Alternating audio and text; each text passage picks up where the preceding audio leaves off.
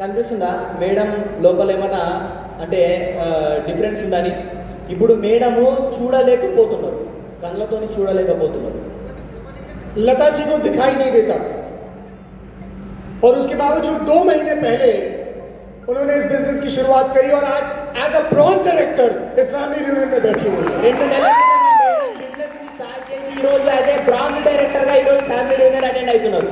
लता जी क्या कहना चाहते हैं आप? मुझे मैंने बताया सबको कि आपको दिखाई नहीं देता, पर आप फिर भी कैसे बिजनेस बिल्ड कर रही है? क्या कारण है, वाई क्या है आपका इस बिजनेस को करने के लिए?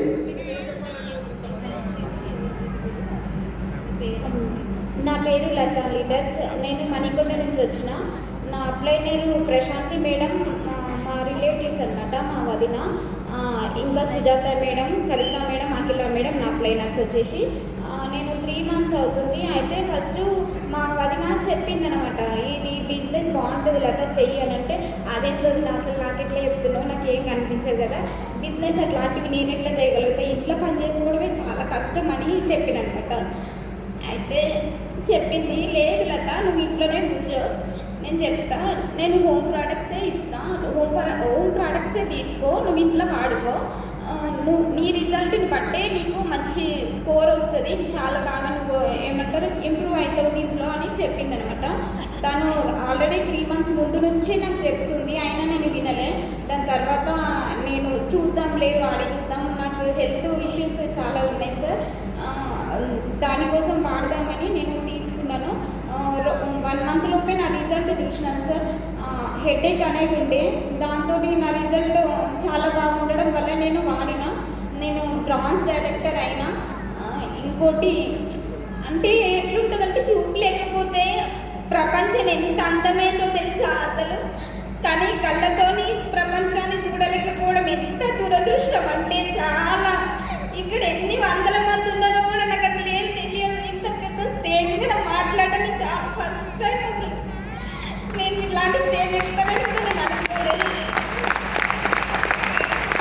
तो ऑफलाइन आके बोला कि बिजनेस से शुरुआत करो, तो क्या बात कर रहे हो आप? मुझे क्या क्या देखने आता है, मैं क्या कर रहा हूँ, मैं क्या कर रहा हूँ इसमें? बोले तो ऑफलाइन कुछ प्रोडक्ट्स इस्तेमाल करना है, तो 3 महीने से इनको बोल रहे हैं, लेकिन शुरुआत नहीं किए, लेकिन 3 महीने के पहले बिजनेस को शुरुआत करें, प्रोडक्ट्स लिए अच्छा रिजल्ट आए तो दूसरों को भी बोल रहे हैं. और अगर लता जी कर सकती हैं तो फिर हम सब कर सकते हैं.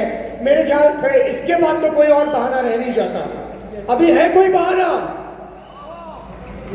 ये एक और एक बात मिस हो गया. तो इन्होंने इनका हेडेक था, वो यूज़ करने के बाद रिजल्ट आया, उसके बाद इन्होंने बिजनेस शुरू करे, ब्रॉन्ज हो गए, 3 महीने हुआ. मगर यहाँ पे इन्होंने बोल रहे हैं इतने हज़ारों लोग हैं, मैं देख नहीं पा रही, मेरी बदकिस्मती है, इतना बड़ा स्टेज पे बात करने का मौका मिल रहा है, कितने लोग यहाँ मैं नहीं देख सक रही, ये बात भी बोल. ये आपकी बदकिस्मती नहीं है, सबसे ज्यादा खुशकिस्मत है आप कि आपको ये बिजनेस मिला. और अब ये बिजनेस में सफल होकर बहुत सारे आंखों वालों को आप ये सिखाओगी कि आंखों वालों तुम भी DUCD जा सकते हो, क्योंकि मैं DUCD बन गई हूँ. సో మీకు ఈ దురదృష్టం కాదు, అదృష్టం. ఎందుకంటే మీరు ఒక రోజు స్టేజ్ మీదకి వచ్చి ఈ కన్నున్న వాళ్ళందరికీ నేర్పియాలా, మీరు కూడా DUCD కాగలుగుతారు, మీరు కూడా వేసుకోండి, నేను కూడా వేయగలిగినాను. నేను స్టేజ్ మీద ఎక్కి మాట్లాడడం ఫస్ట్ టైం అని నేను అనుకుంటున్నా, కానీ నాకు స్టేజ్ ఫియర్ అంటే చాలా ఉండేది. కాకపోతే ఇప్పుడు అర్థమైందనమాట, ఏదైనా మనం ఒక్కొక్క మెట్టు ఎక్కుతుంటేనే అదేంటో తెలుస్తుంది, ఆ కష్టం ఏంటో తెలుస్తుంది.